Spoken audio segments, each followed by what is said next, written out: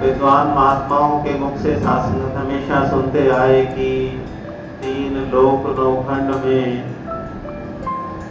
गुरु से बड़ा न कोई, करता करे न कर सके, गुरु चाहे सो होए। अभी शासन तीनों लोकों में इस सदगुरु से बड़ा शासन कोई स्थान किसी का नहीं बदलाया, ताकि कर्ता ही शासनगत जिस निरंकार प्रभु परमात्मा को कहा, जिसके बारे में हम शासनगत पढ़ते सुनते हैं रोजाना। हे समर्थ परमात्मा, हे निर्गुण निरंकार, तू करता है जगत का, तू सबका आधार। कोई भी कार्य ऐसा नहीं है कि जिसमें ये निरंकार प्रभु परमात्मा असमर्थ है। हर चीज का शासनगत करता धरता ये निरंकार प्रभु परमात्मा। लेकिन कहा है कि जो ये करता भी ना कर सके वो कार्य सदगुरु कर सकता है। अब ये क्या कर सकता है? महात्मा फरमाते हैं कि प्रभु ने अपना आप लुकाया, सदगुरु प्रकट कर दिखलाया। इस प्रभु परमात्मा ने कभी शासनगत साक्षात अपना साक्षात्कार नहीं करवाया। ये जब भी शासनगत भेद खोला है तो ये मेहरबान सदगुरु ने ही शासनगत ये कृपा की है, बख्शिश की है, रहमत की है। तब शासनगत हमें ये हाजिर नाजिर नजर आया है। अब शासनगत ये जो भाव यहाँ शहंशाह जी फरमा रहे हैं कि गूंगे को राग गवा सकता है और पिघले से पर्वत पार करा सकता है। शासनगत जी पिघला शब्द जो इस्तेमाल होता है शासनगत वो होता है कि जिसके शरीर में चलने फिरने की शासनगत क्षमता नहीं है, जो शरीर इस काबिल नहीं है कि वो शासनगत चल सके, शरीर में शासनगत रोग है, उसे किसी सहारे की जरूरत है। वो खुद में शासनगत अपने काम नहीं कर सकता, चल नहीं सकता। उसे कह दिया पिघले से पर्वत पार करा, गूंगे से राग गवा सकता है। अब एक गूंगा आदमी शासनगत ए आ नहीं बोल सकता, एक साधारण शब्दों का उच्चारण नहीं कर सकता, एक साधारण इंसान शासनगत राग नहीं गा सकता, तो गूंगा कैसे गा सकता है? लेकिन आध्यात्मिकता की दृष्टि से शासनगत ये बात मेरी जीवात्मा और मन के लिए शासनगत यहाँ कही गई है कि ये जो मेरी जीवात्मा और इस मन को शासनगत पिघला कहा गया। क्यों कहा कि शासनगत इसको इस निरंकार प्रभु परमात्मा की समझ नहीं है। ज्ञान से पहले मैं इस प्रभु परमात्मा का सिमरन नहीं कर पाता था। ज्ञान से पहले शासनगत मैं इसको हाजिर नाजिर जान के शासनगत इसके सोले नहीं गा सकता था। ज्ञान के बाद शासनगत गुरु की दया मेहर हुई है, शासनगत आज मैं इसके भक्ति के तराने गाता हूँ। आज मेरे मन को, मेरी जीवात्मा को शासनगत ये इसने तो ही निरंकार ये बिल्कुल हाजिर नाजिर जान के शासनगत इसका सिमरन करना सिखलाया। अब शासनगत ये गूंगापन मेरा समाप्त हो गया। ये मेरे मन को, जीवात्मा को शासनगत जो पिघला पंथा, गूंगा पंथा शासनगत इसने समाप्त कर दिया। ये कैसे हुआ? सदगुरु चाहे हर बंदे से हर एक काम करवा सकता है। अब सदगुरु ने चाहा है, ये हमारे से करवा रहा है, तो ये भक्ति हो रही है। राम राम करता सब जग फिरे, कहा राम ना होए, गुरु प्रसादी राम मन बसे, ता फल पावे को। राम राम का जाप शासनगत जी जो इसको जानते हैं वो भी करते हैं, जो नहीं जानते शासनगत वो भी इस राम का जाप करते हैं। लेकिन विद्वान महात्मा कहते हैं कि गुरु प्रसादी राम मन बसे। अगर मेरे मन के अंदर शासनगत गुरु ने रहमत की है, बख्शिश की है, दया की है, और सासंगत मेरे को ये साक्षात्कार करवाया है। गुरु ने सासंगत ये प्रसाद मेरे को दिया है, ये रहमत दी है, तभी सासंगत मैं इसके तराने गा सकता हूं, तभी मैं इसकी भक्ति कर सकता हूं, तभी सासंगत ये मैं भक्तों वाली श्रेणी में आ सकता हूं, तभी वो गुरसिखों वाली श्रेणी में सासंगत में आ सकता हूं।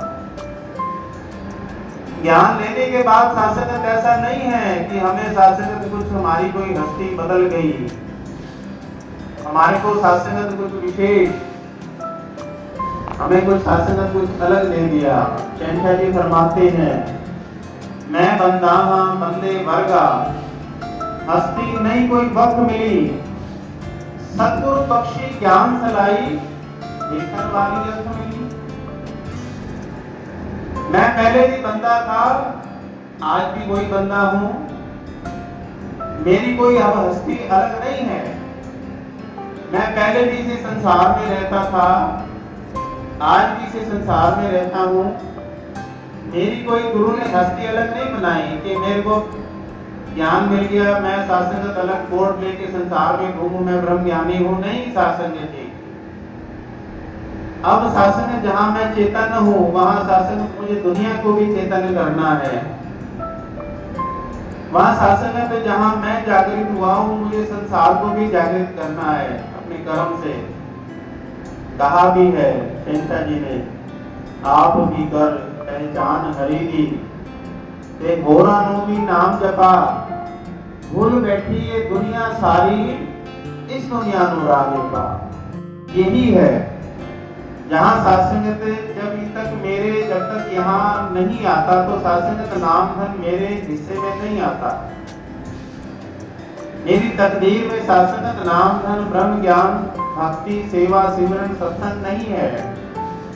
जैसे ही मैं सासंगत यहाँ आया, सिर झुकाया, सासंगत इसने मेरे भाग्य में भक्ति लिखी, ये ब्रह्म का ज्ञान लिखा, ये सासंगत दात मेरी झोली में डाली, जिसके बारे में सासंगत महात्मा फरमाते हैं, नाम धन है जिसके पल्ले सोई सच्चे शाह। सतगुरु के दरबार में आने से पहले सासंगत भाग्य नहीं बदलता। एक बहुत सुंदर उदाहरण सासंगत इतिहास हमें बतलाता है। सुदामा जी और भगवान श्री कृष्ण जी महाराज बहुत सासंगत परम मित्र थे। इसका व्याख्यान हम अलग अलग ढंग से सुनते आए, किसी ने किसी ढंग से कहा। दास का भाव तो केवल जो दास का वक्तव्य है वो समर्पण की ओर है। दास ये जो भाव रखना चाहता है कि गुरु की शरण में आने से क्या लाभ है। जब सासंगत बिल्कुल एक ऐसी स्थिति जीवन में आ गई कि जब सुदामा जी की पत्नी ने कहा कि अब तो इस निर्धनता का इससे ज्यादा अंत नहीं देखा जा सकता, तो उन्होंने कहा अब आपको भगवान श्री कृष्ण जी की शरण में उनके पास जाना पड़ेगा। अपनी मित्रता की दुहाई दो, कुछ भी करो, लेकिन अब अपने कल्याण के बारे में सोचो।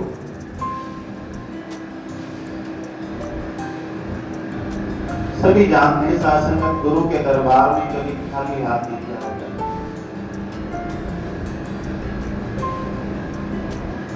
भगवान श्री कृष्ण जी से जब मिलने चले तो सासंगत कुछ एक पोटली सासंगत चावल की, सभी जानते हैं। कोई पोटली चावल की सासंगत, उसमें चावल भी जो थे वो बताते हैं इतिहासकार कि वो 5 प्रकार के थे, यानी 5 घरों से मांग कर भी सासंगत इतने ही चावल मिले उनको। वो जो कुछ था सासंगत वो वहां पहुंचे, लेकिन सुदामा जी ने कभी भी सासंगत जितने समय भी वो भगवान श्री कृष्ण जी के साथ रहे कुछ मांगा नहीं, कुछ अपनी व्यवस्था बताई नहीं। ये अंतर्यामी नु दशा की हाल देगा, ये हम रोज पढ़ते सुनते हैं।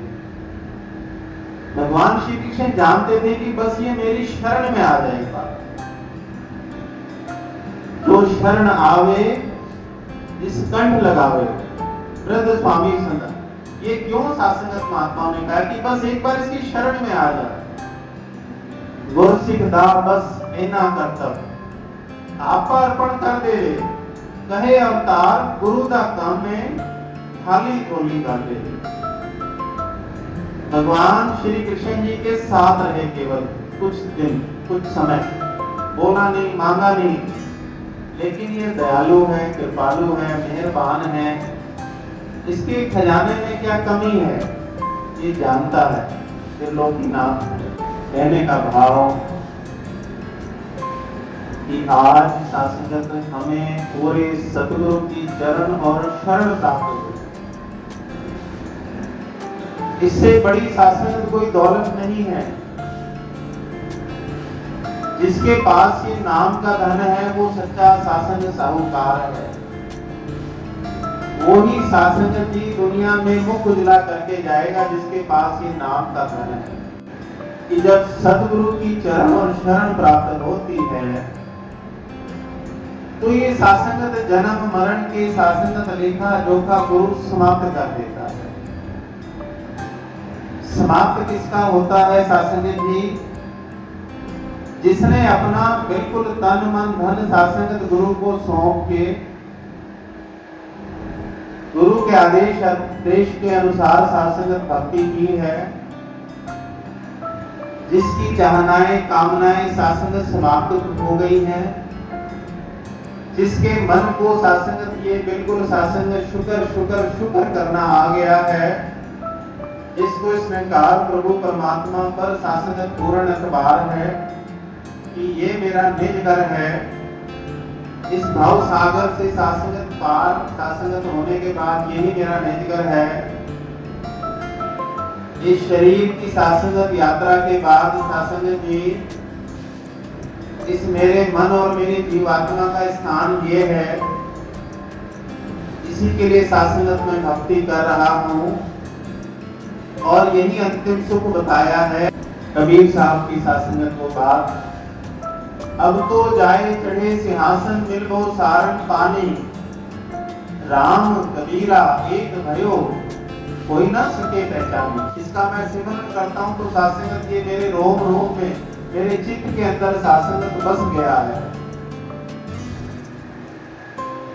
अब जिधर देखता हूँ उधर तू ही तू है, कि हर शय में जलवा तेरा हो बहू है। शय कहते हैं सासंगत हर चीज को। अब हर चीज में सासंगत यही तो है। आओ मेरे सासंगत जी, अरदास प्रार्थना है, हे सच्चे बादशाह गरीब नवाज दया करना, कृपा करना। हमारी झोली में सच्चे बादशाह आपने ये नाम की दौलत दी है, भक्ति का दान हमें दिया है। सेवा सिमरन सत्संग करते हुए सच्चे बादशाह आपके हुक्म के अनुसार जीवन की यात्रा तय हो पाए। कोई भूल चूक हो गई है बच्चा समझ के क्षमा कर देना। कोई वचन अच्छा लगे तो जीवन में अपनाने का प्रयास करें। प्यार से बोलिए।